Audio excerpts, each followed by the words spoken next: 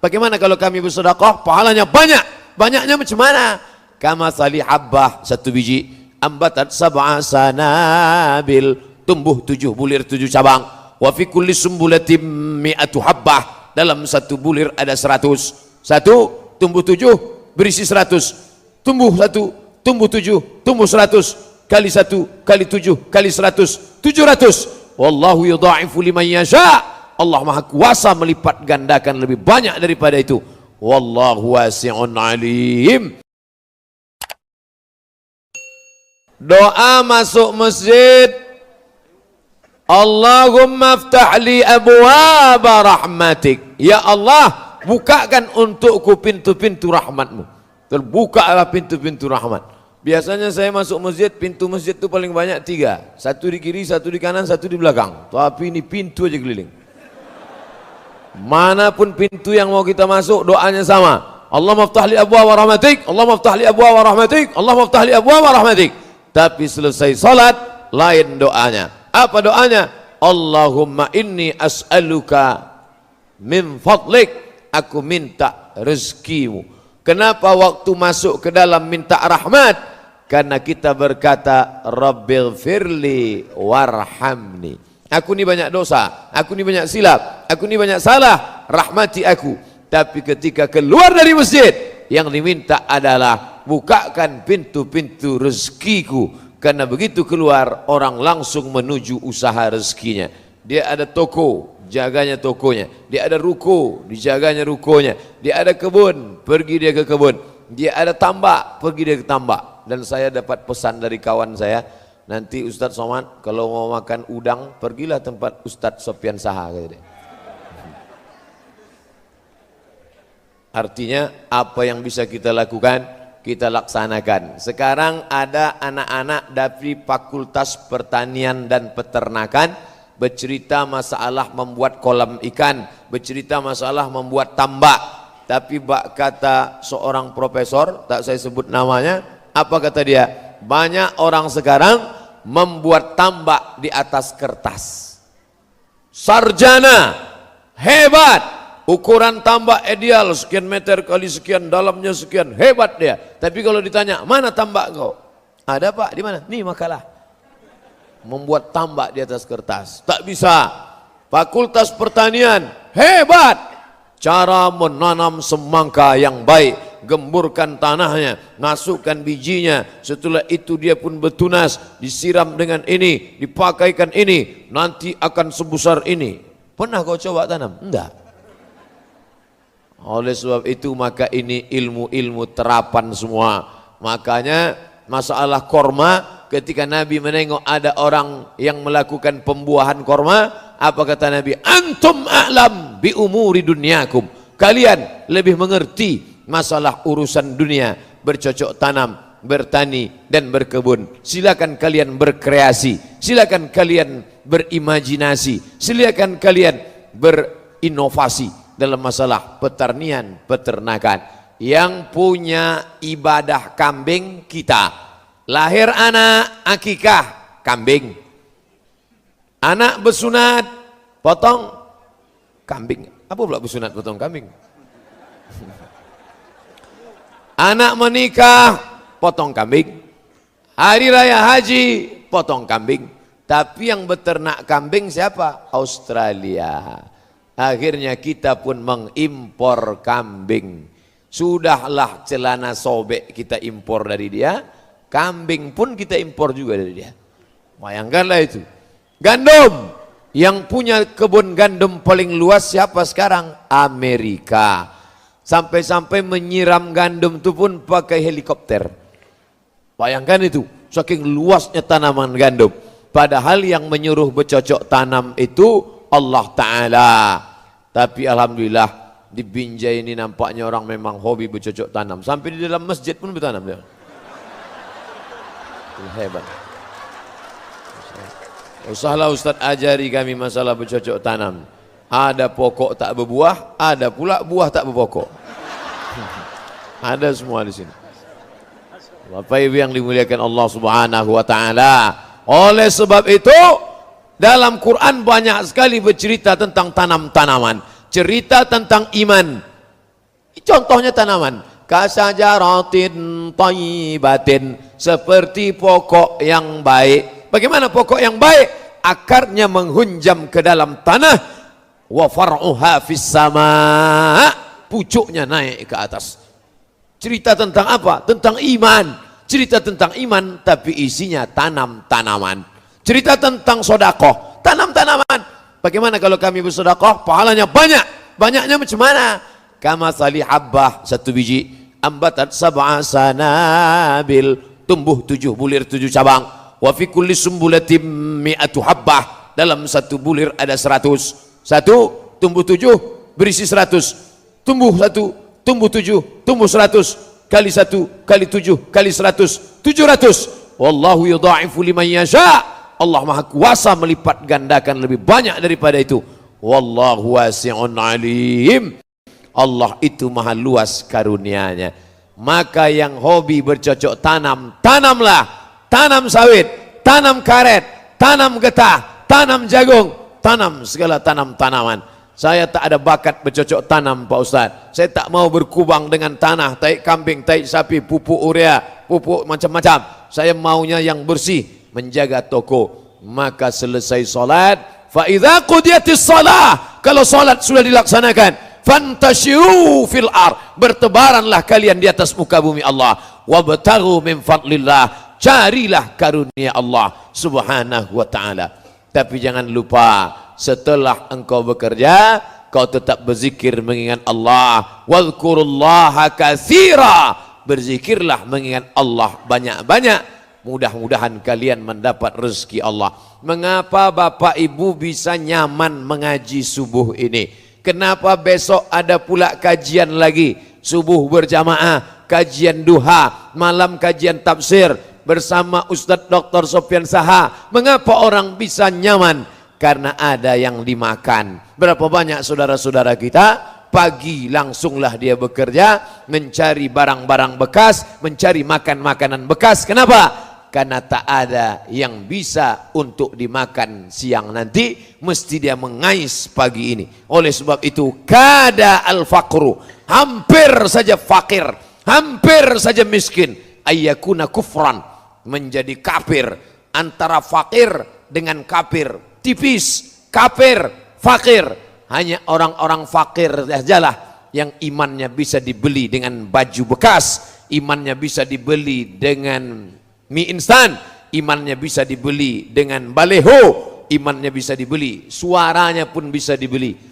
Kita tengok di beberapa daerah di Indonesia, kalau sudah mau pemilu kada, disawernya duit 50.000, habis, selesai. Tapi di Binjai, orang yang ekonominya mapan, kalau ada calon anggota legislatif, calon bupati, calon wali kota, calon gubernur, dia siram 50.000, ambil uangnya, takkan kami coblos orangnya. Tak laku di Binjai. Di Binjai takkan laku duit 50.000. Kenapa? Karena orangnya ekonomi mapan. 500.000 tidak. 5 juta istikharah kami dulu. Bapak Ibu yang dimuliakan Allah Subhanahu wa ta'ala. Oh, gitulah hebatnya ekonomi. Oleh sebab itu, ekonomi ini harus dibangkitkan kembali. Ternyata yang mengundang saya para entrepreneur, usahawan muda. Tadi malam pas sedang makan, tiba-tiba saya lihat ada macam sate. Mau saya tanya, tentu kita malu. Saya tak mau nanya, saya tengok aja. Oh, kalau tanya kan nampak bodoh kita. Apa? Kan tidak pula kita tanya, apa ini? Dia mana? Tengok, oh sate kerang rupanya. Siapa yang punya? Ini usaha kita Pak Ustadz. Jadi kalau selama ini orang bawa bolu, selama ini orang bawa makanan manis-manis, sudah banyak yang kenyak kencing manis, diabetes meletus.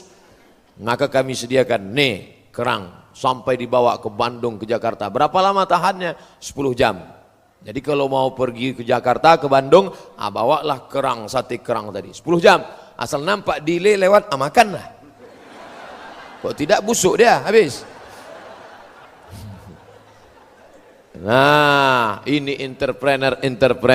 Ustadz, kalau kami yang ngundang, insya Allah semuanya halal. karena kami hanya menempatkan ustadz-ustadz yang kami undang di tempat yang halal. Begitu saya duduk, langsunglah datang sup. Tak juga saya tanya, saya tengok aja. Belendir saya tengok. Ini maulah sup bekicot nampaknya. Dikasih tahu sama yang melayani itu, ini Pak, ini namanya sup asparagus katanya. Tak pula saya tanya, apa asparagus tuh? Asparagus kata dia, asparagus ketawa kan? Saya makanlah. Cuman rasanya Pak? Susah diungkapkan dengan kata-kata. Macam mingus. Belum deh. Tapi sedap. Mantap. Jagung dicampur sama asparagus. Biasanya yang melayani itu kan perempuan. Awak ustad, pakai peci, pakai koko, pakai sorban, duduk di rumah makan. Yang melayani anak gadis pakai rok pendek. Oh pun tak khusyuk makan. Sama. Tapi di hotel tempat saya menginap sekarang, pelayannya laki-laki, cap lonceng semua. Masya Allah. Masuk ke dalam kamar, biasanya di kamar itu lukisan orang, pakaian tak sopan. Begitu masuk ke dalam, tertulis di atas kamar, Allah Muhammad. Saya tengok pula di sudut, ada Al-Quran. Saya pernah menginap di salah satu hotel, saya buka lacinya, perjanjian lama dan perjanjian baru. Saya buka Matius, Markus, Lukas, Yohanes, Paulus. Tak bisa kita salahkan, tak bisa kita marah. Kenapa kau letakkan di sini? Ini hotel punya aku, ini kitab punya aku. Kau mau tinggal sini, tak mau pergi sana cari lain. Tapi tempat saya menginap, saya tengok Al-Quran. Masya Allah, ada pula sajadahnya. Saya sampai di Jakarta, masuk di hotel. Begitu sampai ke dalam, tak tahu mana arah kiblat. Akhirnya paksa bertanya sama abang kita, abang Gogel.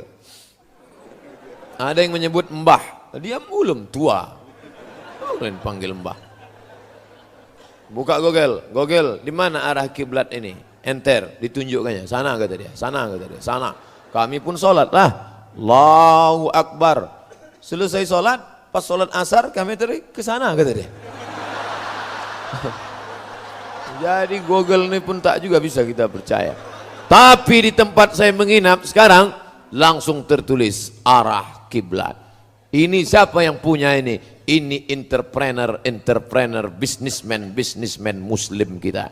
Makanya saya bangga yang menyambut ini anak-anak muda. Masya Allah, mereka ini yang akan membangkit ekonomi umat di masa akan datang. Allahu Akbar. Dari mana Ustaz tahu ini anak-anak muda? Dari bunyi teriakan Allahu Akbarnya. Makanya tadi berapa kali dipancing Allah. Kalau orang tua mana gitu, Allah Akbar, Allah menggeletar tangannya, Allah. Tapi anak-anak muda ini luar biasa. Selama saya berceramah, rasanya baru inilah kamera paling banyak. 1, 2, 3, 4, 5, 6, 7, 8, 9, 10, 11. Insyaallah sampai 11 kamera. Tapi nampaknya yang hidup 3 aja ini. Yang lain ini mati namanya. Bapak Ibu yang dimuliakan Allah Subhanahu wa taala, subuh penuh barokah. Makanya ada ungkapan orang, jangan sampai kau bangun tidur kesiangan, rezekimu dipatuk ayam. Itu bukan cerita omong kosong. Itu tidak ada dalam hadis sahih. Carilah di hadis sahih Bukhari, tak ada. Hai orang-orang beriman, bangunlah kau cepat-cepat, jangan sampai rezekimu dipatuk ayam. Tak ada. Tak ada. Tapi itu diamalkan orang Cina. Maka saya menjadi dewan juri tanggal 12 bulan 12 2012. Tanggal cantik. Tanggal 12 bulan 12 2012. Dewan Hakim Musabaqah Tilawatil Quran. Kami pun tinggal di hotel. Dari hotel menuju ke penginapan, warung sudah buka, warung kopi. Belum lagi azan, warung kopi sudah buka. Tapi yang menjaga warung kopi bercelana pendek. Ayah, cincai-cincai lah. Warung orang Islam tutup. Orang Islam bangunnya kapan? Jam 7.30. Jam 7.30 barulah dia bangun, gosoknya mukanya, habis itu dibentangnya sajadah. Habis itu tutupnya gorden, matikan lampu. Usolli fardhu subhi. Raka'ataini lillahi ta'ala. Allahu akbar. Inna salati wa nusuki wa mahyaya Kata malaikat, ya Allah aku sentil nih, jangan dulu. Jangan dulu. Jam 7.30 kata dia usolli fardhu subh. La ilaha illallah. Itu entah di daerah mana lah itu.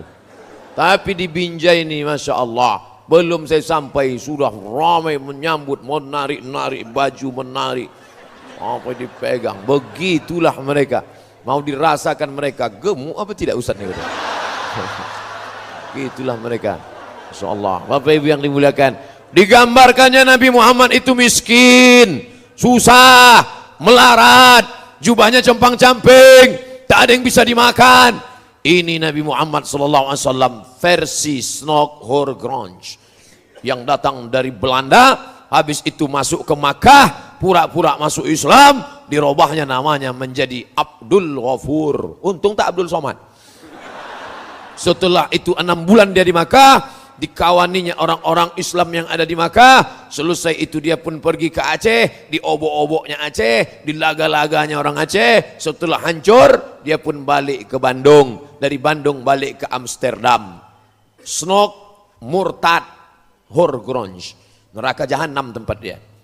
Nah, itulah yang merusak Islam. Digambarkannya Nabi Muhammad itu miskin, susah, melarat. Maka bacalah sejarah Nabi Muhammad SAW yang ditulis oleh para ulama. Yang paling tua Sirah Ibnu Ishaq, dilanjutkan oleh Sirah Ibnu Hisham, dilanjutkan oleh ulama-ulama sampailah ulama kontemporer. Syekh Muhammad Said Ramadan Al-Buti ada menulis, Syekh Al-Mukarram Mustafa Sibai ada menulis, ada pula yang ditulis oleh Syekh Muhammad Al-Ghazali ada menulis, ada pula macam-macam sejarah Nabi. Tapi yang the best, terbaik, ditulis oleh Syekh Safiur Rahman Al-Mubarak Furi dari India.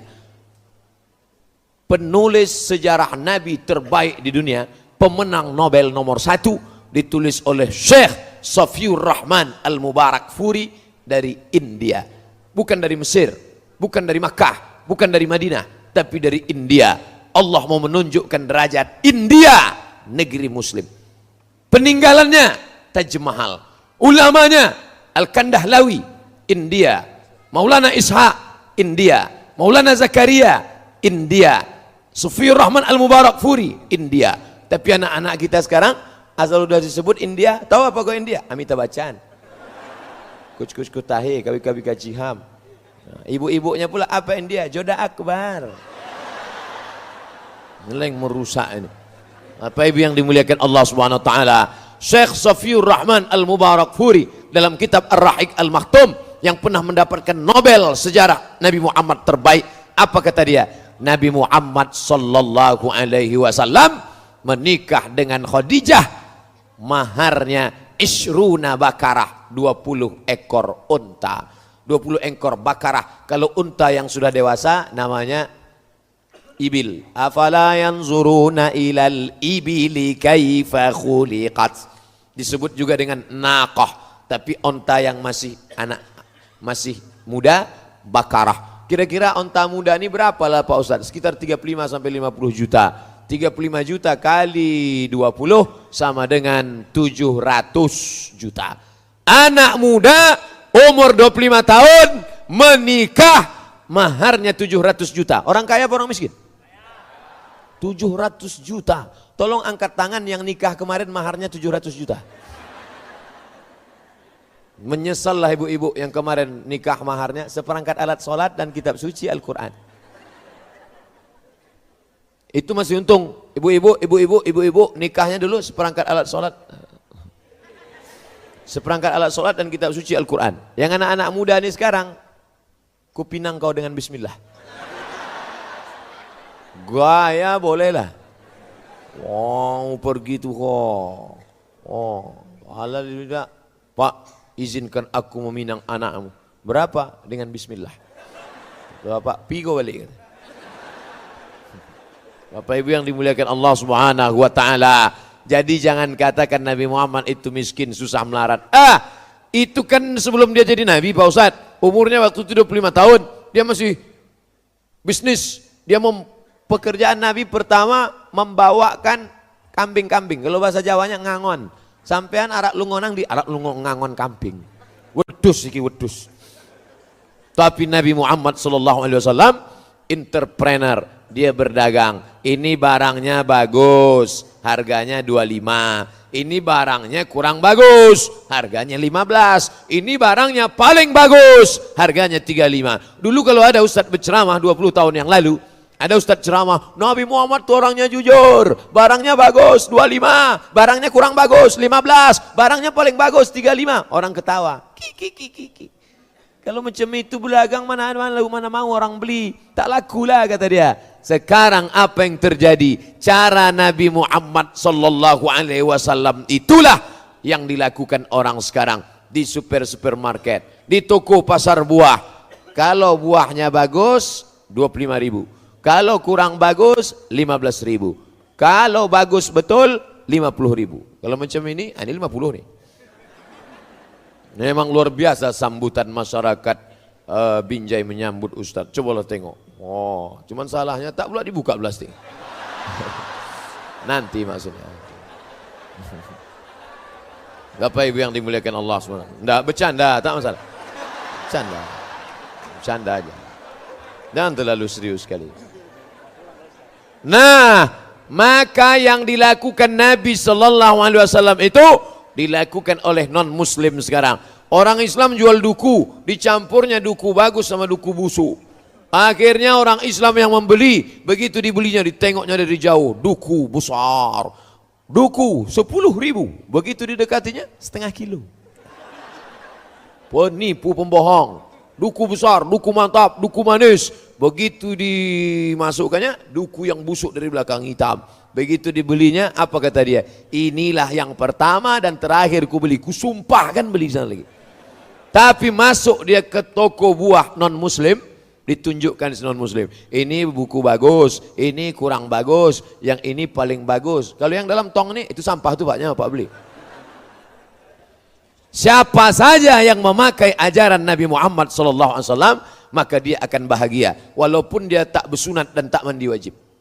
Begitulah janji Allah Subhanahu wa taala. Buka kitab fikih Islam Said Sabiq, dalam fikih sunnah Said Sabiq, dalam pembahasan masalah wakaf, sedekah. Orang kafir yang bersedekah langsung dibalas Allah di dunia. Makanya mereka rajin bersedekah. Dicarinya panti asuhan bersedekah. Kenapa? Kok kenapa rajin bersedekah? Hanya hoki lah. Setelah bersedekah saya, rezeki saya makin lancar. Ustadz, ya kenapa orang kafir kalau bersedekah di dunia ini langsung dibalas Allah cash? Allah balas di dunia langsung cash, supaya di akhirat tinggal masuk neraka. Begitulah. Kejam sekali Ustadz ini. Kasihanlah dia Pak Ustadz. Kalau engkau kasihan menengok dia, orangnya sudah baik, banyak anak yatim ditolongnya, banyak panti jompo, panti asuhan dibantunya, kasihan nengok dia. Maka panggil dia, hai saudaraku, ya, maukah engkau kuselamatkan dari neraka jahanam? Mau. Bagaimana caranya? Kau sebutkan passwordnya. Asyhadu an la ilaha illallah wa asyhadu anna Muhammadan Rasulullah. Masalah gunting pita jangan kau takut, tak sakit.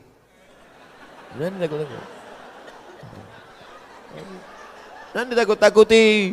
Ini ustadz-ustadz ini buat ceramah menggelegar mimbar. Ada yang mau masuk Islam, parkirnya mobilnya di parkir, dibukanya kaca kecil-kecil, dia mau dengar ceramah ustadz. Ustadz pula menggelegar di atas mimbar. Yang pertama kali berkhitan Nabi Ibrahim umur 80 tahun. Disunat pakai kampak. Dengar kampak takutlah dia.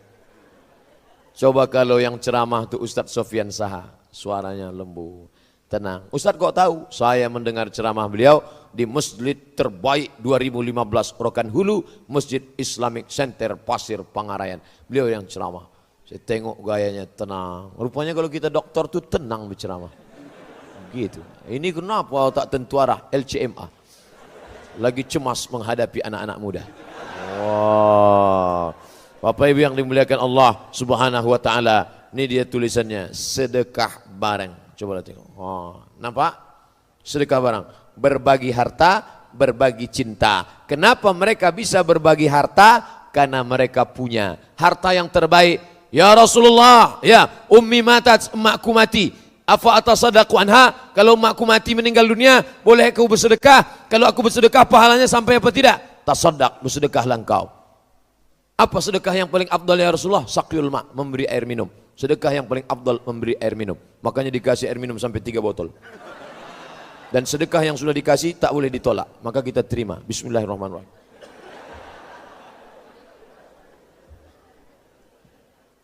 Saya di mana-mana ceramah 60 menit. Sesuai yang tertulis di botol 600 ml. Asal habis 60 menit, stop. Tapi rupanya cerita itu sudah bocor ke Binjai. Akhirnya mereka pasang 3 botol. Maulah 3 jam nih baru selesai. Gitulah hebat. Kenapa tidak bermerek? Ini kan jadi masalahnya. Kenapa tidak bermerek? Karena yang punya merek kafir. Ustadz ini ustadz provokator ini, provokatif ini. Kenapa ustadz bilang kafir, kafir, kafir? Tak boleh pakai kata kafir Pak Ustadz. Kalau tak boleh pakai kata kafir, gimana kita baca ayat? Qul ya ayyuhal non muslim. Dia bilang ya ayyuhal kafirun. La ayyuhal kafirun. Hai orang-orang kafir. La a'budu ma ta'budun. Wala antum abiduna ma'abud. Wala ana abidu ma'abadtum. Wala antum abiduna ma'abud. Lakum dinukum waliyadin. Kenapa tidak umat Islam yang paling banyak minum air, yang menceritakan manusia diciptakan dari air, yang menceritakan kulla syai'in hayy, yang diciptakan daripada air, yang diceritakan sedekah paling afdal adalah air. Utsman bin Affan bersedekah wakaf sumur air. Kenapa tidak memproduksi air mineral, air bersih, padahal yang punya air kita, yang mengalirkan air kita, dan yang buang air pun kita. Tapi kenapa kita tidak memproduksi air? Pertanyaan besar umat Islam. Maka di masa akan datang yang sudah kuliah Fakultas Ekonomi, silakan. Kau sekolah di mana? Saya ngambil ekonomi Pak Ustadz. Fakultas apa? Fakultas Ekonomi. Detailnya apa? SEAK, Sarjana Ekonomi Akuntansi. Lanjutkan. Ini sekarang umat Islam ini sekuler, liberal. Kalau belajar hadis masuk surga, belajar fikih masuk surga, belajar tafsir masuk surga, belajar ekonomi masuk neraka, belajar bahasa Inggris masuk neraka. Ini orang konservatif tak tentu arah. Islam ini mengajarkan kita semua ilmu datang dari Allah. Inna fi khalqis samawati, dalam penciptaan langit, wal ardi, penciptaan bumi, waqtilafil laili wan nahar, perputaran siang dan malam. La ayat. Ustadz Somad, ya saya sekarang Fakultas Ekonomi Pak Ustadz, rencana mau ngambil S2 Ekonomi, saya lanjutkan apa berhenti? Lanjutkan. Untuk apa Pak Ustadz? Engkaulah yang akan membangkitkan ekonomi umat di masa akan datang. Ini banyak anak-anak muda ini, setelah dia hijrah, bawaannya mau mati aja. Kau rencana S2 mau kemana? Saya tak jadi S2 Pak Ustadz, mau mati aja. Dunia ini mesti kau tatap ke depan. Kalian yang kuliah, lanjutkan S2, S3, postdoktoral, menulis, tulis buku. Menulislah supaya orang di masa akan datang tahu bahwa kau pernah hidup di masa lalu. Imam Syafi'i kita tak tahu anaknya berapa, nama bininya siapa, rumahnya di mana, tak tahu kita. Tapi sampai hari ini kitabnya dibaca. Usul fikih Ar-Risalah, fikih Al-Um, dibaca orang, murid-muridnya melanjutkan. Datang Rabi Al-Muradi, datang Imam Al-Muzani, datang Imam Al-Buwaiti, datang generasi selanjutnya Imam Ar-Ramli, datang berikutnya Imam An-Nawawi, datang berikutnya Imam Ibnu Hajar Al-Asqalani, datang berikutnya Imam Al-Hafiz Jalaluddin Abdurrahman As-Suyuti, bersilsilah sampailah sekarang. Kenapa? Karena menulis. Orang baru bisa menulis fokus kalau ekonominya mapan, adem, ayam, tentram, perut dalam keadaan kenyang. Gimana mau menulis perut lapar? Tapi kalau dia tenang, tapi jangan pula terlalu kenyang. Karena kata pepatah Melayu, kalau tegang urat perut, maka kendurlah urat mata. Ini urat perut ini kalau terlalu tegang, itulah bawaannya. Kalau yang berceramah itu kenyang, kata Imam Al-Ghazali, efek dari perut kenyang, yang dicakapkan itu tak masuk ke hati orang. Jadi kalau Bapak Ibu pengajian, ini selesai pengajian ini nanti, pulang ke rumah, coba pikir-pikir sejenak. Masuk tak gaji? Kalau masuk, alhamdulillah. Kalau tak masuk, ada dua kemungkinan. Kalau tidak, yang berceramah itu kenyang, yang mendengar itu kenyang. Ustadz Somad tadi udah makan? Udah. Habis makan dulu, baru saya kemari. Kenapa Ustadz makan? Disediakannya makanan, tak saya makan.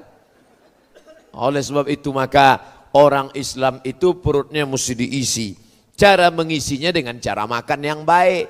Kulu, makanlah. Wasrabu, minumlah. Wala tusrifu, jangan berlebihan. Kulu, makanlah. Apa yang dimakan? Min thayyibat, yang baik-baik. Kenapa anak saya nih Pak Ustadz tak mau diajak sholat, tak mau diajak puasa, tak mau diajak silaturahim, tak mau diajak buat baik, tak mau diajak pengajian, padahal sudah dimasukkan ke pesantren, 6 tahun di pesantren, tapi keluar dari pesantren macam kuda lepas kandang. Kenapa nih Pak Ustadz? Mungkin salah satu sebabnya adalah kau suapkan makanan haram, riba. Maka carilah rezeki halal yang baik. Dibawa duit haram. Duit dari mana? Dulu ada namanya uang tunjangan. Sekarang bukan cuma uang tunjang, uang sipak, uang sikut, uang sundul, uang tanduk. Wah, jurusnya namanya jurus gayung. Cedok sana, cedok sana, cedok sana, cedok sana, cedok sana. Dibawa pulang ke rumah, dibelikan ke beras masuk ke rice cooker, dicuci, habis itu picit, dibuka, langsung masak nasi, disuapkan ke anak. Makan ya nak. Allahumma barik lana fima razaqtana wa qina azabannar. Rupanya yang dimakan tadi haram. Satu piring nasi berubah setetes darah masuk ke dalam jantung, disemburkan jantung, naik ke atas otak. Darah yang naik ke otak, maka isi otak itu pun haram. Bapak Ibu hafal semua ayatnya. Nasiyatin kadzibatin khati'ah. Nasiyatin, yang mana nasiyatin itu? Kalau nampak anak bayi kecil bergerak-gerak, itulah nasiyatin. Ubun-ubun. Nasiyatin kadzibatin, pembohong. Khati'atin, pelaku dosa. Yang berdosa itu kan tangannya, yang berdosa itu kan kakinya, yang berdosa itu kan telinganya, yang berdosa itu kan biji matanya. Kenapa yang disebut berdosa itu ubun-ubunnya? Karena ternyata ubun-ubun inilah yang memerintah. Makanya kalau tak sempurna darah naik ke ubun-ubun, itulah tak sempurna. Mohon maaf, tersinggung pula. Tak sempurna. Nasiatin, ubun-ubun. Kadzibatin, pembohong. Khati'atin, pelaku dosa. Kenapa? Karena disuapkan makanan yang haram. Setetes darah haram menodai isi otak kepala anak-anakmu. Ternyata otak ini kata dokter otak, spesialis otak. Saya ditelepon oleh mahasiswa Fakultas Kedokteran. Assalamualaikum. Waalaikumsalam. Betul nih Ustadz Abdul Somad? Tak salah lagi. Bisa Ustadz kami undang di Fakultas Kedokteran? Kalian salah undang. Apa pula saya ke Fakultas Kedokteran? Nanti Ustadz bicara tentang otak. Aku tak paham otak. Otak-otak tahu? Otak banyak di Batam. Nah, rupanya Pak Dokter Otak menjelaskan, Ustadz Somad, otak ini ada 4, otak muka, otak belakang, otak kanan, otak kiri. Otak yang di depan inilah yang berpikir. Otak di depan nih, maka pikirnya rusak. Gara-gara apa? Kita kasih makan haram. Ustadz jangan ragu makan bolu ini, karena bolu ini tak pakai tuak. Bolu ini tak pakai khamar, bolu ini tak pakai pengawet. Ustadz makan, maka makan saya bolu. Oh, tadi malam saya makan. Gimana rasanya Pak Ustadz? Saya jawab, kata tak bisa mewakili rasa. Dan setiap rasa akan berdusta ketika bercerita tentang kata. Maka kata tak pernah bisa mewakili rasa sejujurnya. Panjang kali cerita Ustadz. Langsung aja lah Pak Ustadz, enak bilang enak, tak enak bilang tak enak. Dia tak bilang begitu. Dia tak bilang begitu, tapi raut wajahnya berkata seperti itu. Bapak Ibu yang dimuliakan Allah Subhanahu wa taala, apakah makanan ini halal? Ya. Dari mana Ustaz tahu? Sudah ada label halal dari Majelis Ulama Indonesia. Halal. Halal. Ketika kita berada di tempat negeri non muslim, 3 hari yang lalu saya di Taiwan. Oh, balik ke Pekanbaru senangnya bukan main. Terasalah susahnya makanan halal. Orang muslim ada, tapi ketika kita mampir ke rumah makan, kita tak tahu Di pesawat pula, selama di pesawat, lewat dia makan. Makan. Selesai. Terima kasih. Makan. Lu tengok, tak ada label halal. Dibuka, nampak ayam. Tadi potong, tadi cekiknya ayam. Nah, kita tahu. Cekiknya ayam. Katanya patah leher ayam. Mana kita tahu? Tapi kalau dipotongnya atas nama Allah, bismillah, keluarlah darahnya. Di darah itulah najis, bakteri, kotoran. Sapi tak dipotong, ditembaknya saja sapi itu pakai stunning. Ada pistol, tapi pelurunya tak keluar. Pistol itu pelurunya tak keluar, ditembakkan, boom, langsung sapi ditembak kotaknya, boom, mati otak kecilnya. Kalau skalanya 7, sapi itu bodoh. Sapi Australia yang liar macam banteng, itu kalau ditembakkan skala 7 di otaknya, bodoh dia langsung. Makanya ibu-ibu yang suami-suaminya beli stunning itu. Pas dia sedang tidur malam, tembakkan. Apa? Esok pagi itu bodoh dia. Bang, aku mau pergi nih. Abang masak sarapan, jaga anak ngepel ya. Iyalah. Gitu. Kalau ada di antara bapak-bapak ini yang macam itu udah kena stunning itu.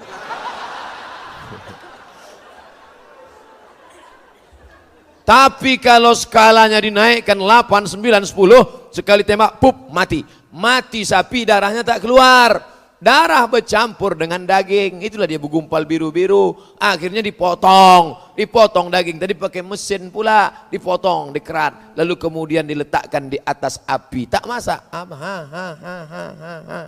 Masukkan ke roti. Kasihnya saus. Makan, wow, barbecue.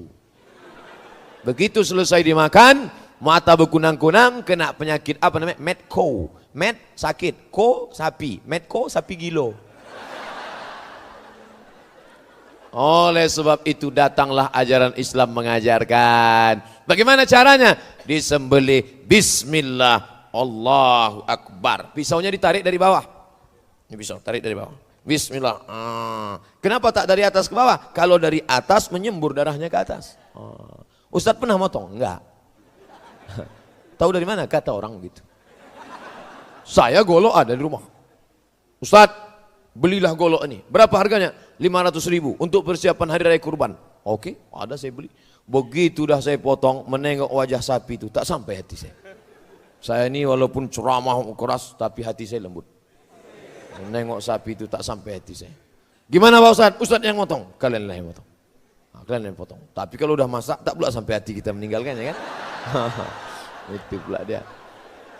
Bapak Ibu yang dimuliakan Allah Subhanahu wa taala. Suatu ketika datanglah orang menelpon saya. Assalamualaikum. Waalaikumsalam. Suaranya tersengal-sengal seperti orang habis berlari. Assalamualaikum Pak Ustaz. Assalamualaikum Pak Ustaz. Waalaikumsalam. Ini ada kambing ditabrak mobil Pak Ustaz. Terus gimana? Mau kami sembelih? Boleh Pak Ustaz. Langsung sembelih, Takutnya mati nanti. Yalah. Disembelih. Selesai sembelih, mati kayak. Lupa saya nanya, kambing siapa? Cara motongnya sudah benar, cuma punya siapa? Ini halal, jambu ini halal, anggur korma ini halal, jeruk ini halal, tapi apakah punya siapa? Ini banyak orang sekarang tak tahu jelas punya siapa. Punya siapa? Asal sudah diletakkan di meja, punya ustadz lah itu dah. Tak perlu pula pakai penyerahan aku serahkan ini satu tunai, tak perlu. Urf, itulah berlaku urf. Asal sudah kami letakkan, tak perlu tanya-tanya lagi. Bapak Ibu yang dimuliakan Allah Subhanahu wa taala, maka kita jaga ini, jaga makananmu. Kau jaga makananmu, takun mujabud da'wah. Kau jaga makananmu, doamu akan makbul. Makanan yang halal mempengaruhi doa. Allahumma hadina fi man hadait. Amin. Wa'afina fi man afait. Amin. Kata Nabi SAW, rajulun, ada orang, as'as, rambutnya kusut, aghbar, berdebu. Kenapa rambutnya kusut dan berdebu? Tak mandi-mandi. Kenapa dia tak mandi? Takut kalau dia mandi rambutnya gugur, bayar dam. Dia sedang dalam keadaan ihram, musafir, perjalanan panjang. Ya muddu yadayhi ila sama', diangkatnya tangannya ke langit. Ya Rab, ya Rab, ya Allah, ya Allah. Tapi doanya tak dikabulkan Allah. Kenapa? Mat'amuhu haram, makanannya haram. Masrabuhu haram, minumannya haram. Kalau gitu tak usah belikan makanan. tak usah belikan minuman, lalu belikan pakaian, belikan jilbab, malbasuhu haram, pakaiannya haram, wa ghuziya bil haram, disuapkan makanan haram. Makanya saya kalau diundang oleh lembaga-lembaga riba, koperasi riba, kerjasama riba, bank riba, nah, diundangnya saya, Ustaz ceramah, saya tak bisa datang, tolonglah Pak Ustaz, saya tak bisa datang, tolonglah Pak Ustaz. Lama-lama capek saya, yalah aku datang. Dikasihnya air minum, tak saya minum, riba, gimana saya minum? Ustaz tak minum, tidak. Dikasihnya kue, tak saya makan. Dikasihnya duit, saya bawa. Duit itu saya kumpul banyak-banyak. Ini dari koperasi riba, ini dari bank riba, ini dari kumpul banyak. Pas mau puasa, saya bagikan ke fakir miskin. Sikit-sikit pula kecil, bagi-bagikan aja lah. Tapi kalau banyak, itu tak susah. Ini Pak Ustaz banyak, ini tak riba Pak Ustaz. Ulama tak sepakat dalam masalah. Ada beberapa mazhab ini. Ada Hanafi, ada Maliki, ada Syafi'i, ada Hambali. Bapak Ibu yang dimuliakan Allah Subhanahu wa taala. Nah, kalau sudah duit banyak, barulah cerita pembangunan masjid yang indah, Masya Allah. Itulah gunanya pakai kubah. Ini kubah namanya, kubbahtun, kubah. Kenapa pakai kubah? Karena arsitektur melengkung, kan melengkung kubahnya. Kalau melengkung tak perlu ada tiang di tengah. Kan tak ada tiang tengah kan? Tak ada. Kenapa? Karena atapnya melengkung. Kalau tak ada tiang di tengah, sop tak putus. Maka sop tak putus. Mantap. Saya pun ceramah tak terhalang. Kalau ada tiang-tiang di tengah itu, yang pertama banyak orang bersandar. Yang kedua, mata kita tak jelas menengok jamaah.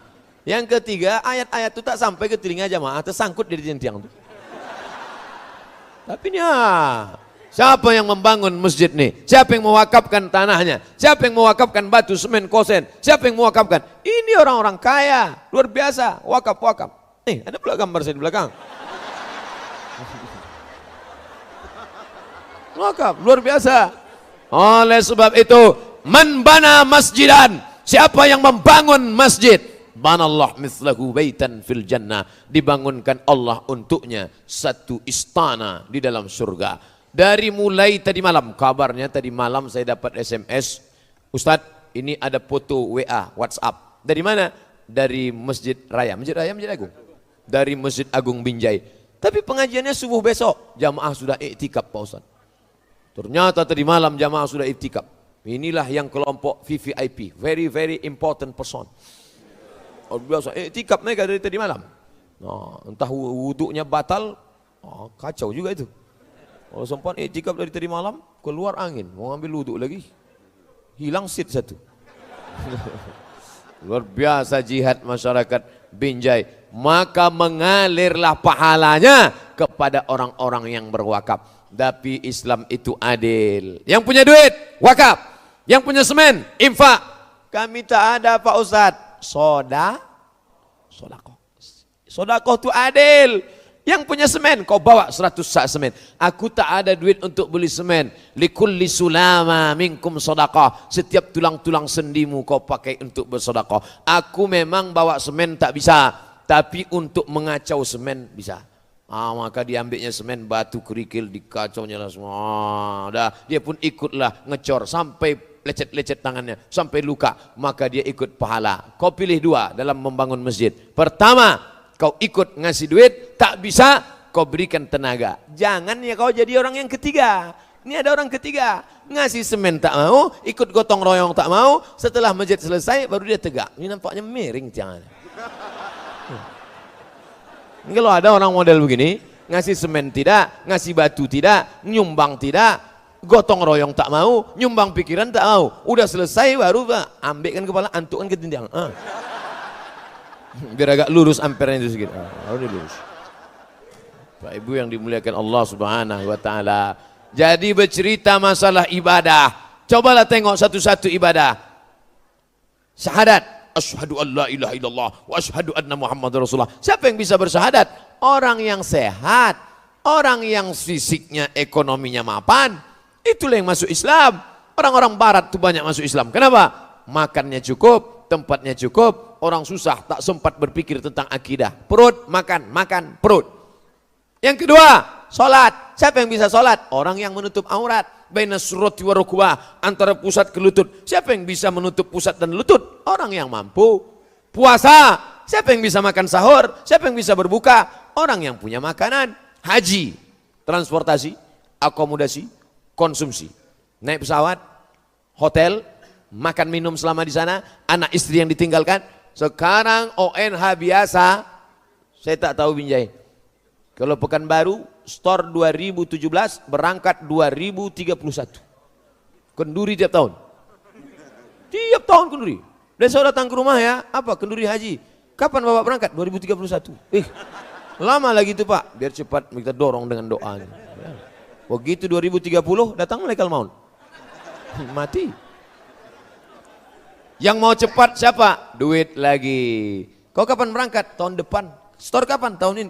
Kok cepat sekali? ONH fulus. Berapa dia? $1.000. $1, 1.300 kali 1.000, 130 juta. Bisa dia berangkat. Orang yang hatinya bersih, menengok kawan rezeki lancar, ikut senang. Mau kemana bro? Mau pergi haji. Senang store ONH ya? Iya. Berangkat haji? Iya. Siapa yang berangkat? Aku. Binimu ikut? Tidak. Alhamdulillah. Kalau sempat disebutnya aku berangkat, biniku berangkat, anakku berangkat, mertuaku berangkat, naik pesawat, NH+. Mati kontan. Busuk hati. Makanya makan bersih, hati bersih, muka sudah bersih, tangan sudah bersih, mata sudah bersih, tapi hati belum bersih. Maka pengaruh makanan luar biasa. Makanya tak boleh makan babi. Kenapa tak boleh makan babi? Karena makanan berpengaruh pada perbuatan. Kalau bapak ibu tengok ada orang yang seruduk aja, wah itu babi makannya.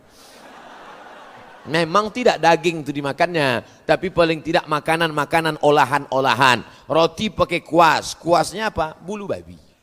Kenapa pakai kuas bulu babi? Karena lembut, gurih. Nah, nanti kuas-kuas roti yang di rumah coba cabut, bakar pakai lilin. Kalau terasa macam bau rambut dibakar, itu bulu babi. Semuanya. Merokok, pakai filter. Filternya apa? Hemoglobin darah merah babi. Makanya ketika muncul isu hemoglobin filter dari darah merah babi, yang pertama unjuk rasa di Amerika adalah Zeus. Siapa itu? Yahudi. Orang Yahudi tak makan babi. Yahudi tidak makan babi. Haram bagi mereka babi. Maka mereka unjuk rasa, kami tidak mau kalau filter rokok diambil dari hemoglobin darah merah babi. Karena kami tak mau makan babi tak langsung. Orang Islam tak ada unjuk rasa. Santai aja, mau babi-babi lah.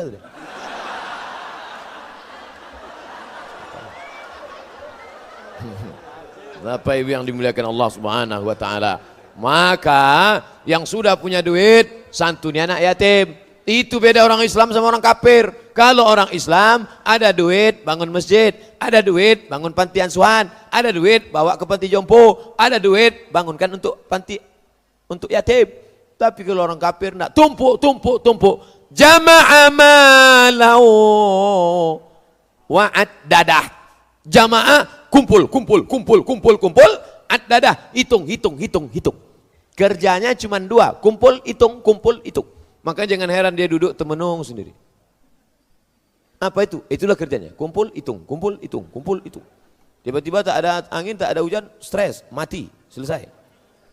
Orang Islam tidak. Kenapa asik kau mengurus toko ruko? Kenapa asik berdagang ternak, ternak lele, ternak ayam, ternak merpati, ternak puyuh? Kenapa? Karena aku ingin supaya ini banyak berbagi. Maka yang sudah punya bisnis silakan. Kamu banyak kebun sawitmu? Tak banyak Pak Ustaz. Berapa hektar? Malu saya nyebutnya sama Ustaz. Sebutlah. Ya sejauh mata mandang lah Pak Ustaz. Masya Allah. Kau tanam apa? Aku tanam karet getah Pak Ustaz. Berapa hektar? Tak banyak Pak Ustaz. Sebutlah sama Ustaz apa salahnya? Ya cukuplah untuk 70 keturunan Pak Ustaz. Mantap. Inilah yang akan selamat di masa akan datang. Membangun masjid, gotong royong, hatinya tenang, sholatnya khusyuk, membantu orang susah. Balik dari pengajian ini, cari MDA nanti sore. Habis sholat zuhur, pergi ke MDA. Assalamualaikum Pak Kepala MDA. Ya, berapa guru yang belum digaji? Berapa anak yatim yang belum bayar uang sekolah? Berapa pakaian yang compang-camping? Nih, tunjukkan daftarnya. Ini daftarnya. Ini. Bapak mau bantu? Enggak, mau nengok aja. Kau bantulah. Itulah yang akan menolong engkau di hadapan Allah Subhanahu wa taala. Kullu mri'in, Semua orang di dunia tahta zilli shadaqatihi. Sekarang enak kita bernaung. Saya tadi dari Hotel Saka kemari bernaung dalam mobil. Merek mobil tak boleh sebut, menjaga kode etik jurnalistik. Sampai di sini bernaung pula di atap masjid. Kubah, kokoh, hebat, mewah, lampunya cantik. Sayang tak menyala. Keluar dari sini, masuk lagi nanti ke tempat jamaah. Pokoknya ada tempat bernaung, tapi nanti di sana tak ada tempat bernaung. Jangankan atap masjid, jangankan atap hotel. Wa takunul jibalu kal